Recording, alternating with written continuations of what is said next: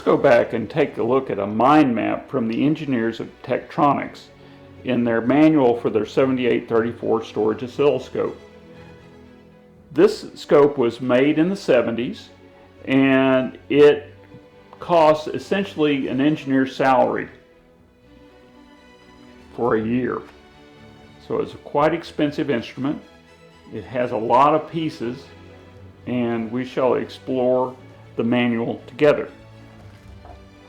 First, you've got a general information, and this gives you an overview of what's in the manual. Then we get to operating instructions, and this tells you how to actually use the instrument.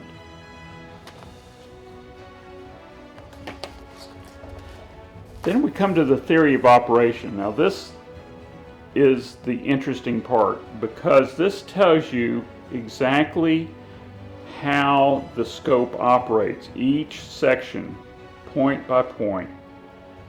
It's a great tutorial for advanced electronics, learning both analog and digital circuits.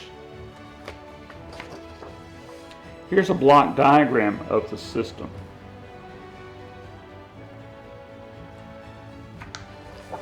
Actually covers the logic within the scope and the analog circuitry of that scope. As you can see, it's got some pretty good detailed diagrams of the logic of how the scope works. It uses a lot of logic in there, but essentially the signal path is analog. If we look at the electrical parts, the first section that we come to are actually a list of all the manufacturers of all the components within this device. For example, if you find a manufacturer's code in your parts list of 01121, that was made by Allen Brady Company, and it gives you the address to contact them. Now, if we keep going, and let's look at some of these resistors. And this circuit number is actually the component number on a circuit board in the instrument. And here you have those manufacturer's codes, which we discussed. And I believe that was the Allen Bradley one. This tells you the Tektronix part number and the name and description of the component.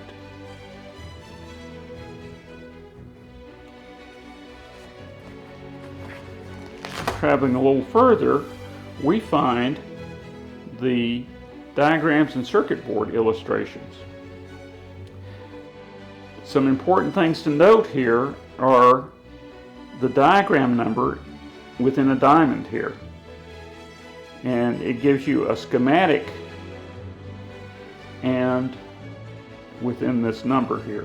So for example, on this little key, the vertical amplifier is number 2.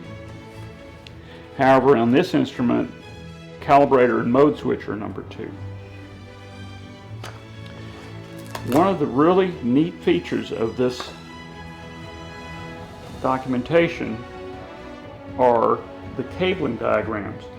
There are a number of circuit boards within this instrument, and they're all cabled together, and these black outlines are the actual circuit boards, and these are the actual cables. And within the cable, it gives you the pin number and what that particular circuit is. So in this one, we've got P1454, which is connected by a cable to P1354, and 1454 is located on the low voltage regulator board, and 1354 is located on the cap rectifier board.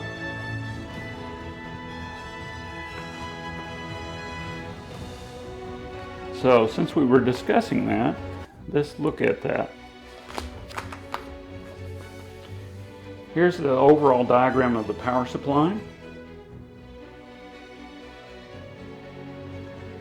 Here is your cap rectifier board. Here is your inverter board.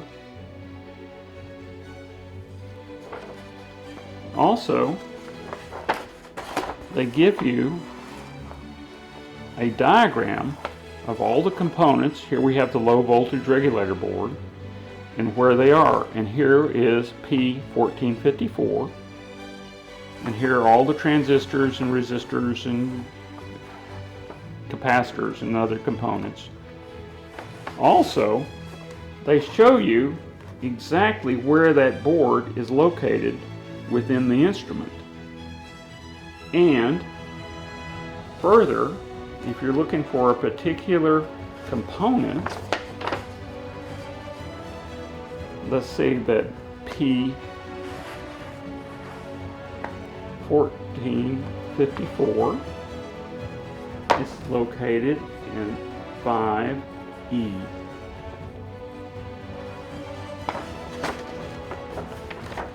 Very, very detailed. It gives you everything you need to know. This is more than right to repair. This is you're expected to repair.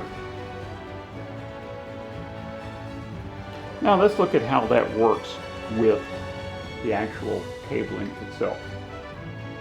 Continue our exploration of P1454 to P1354.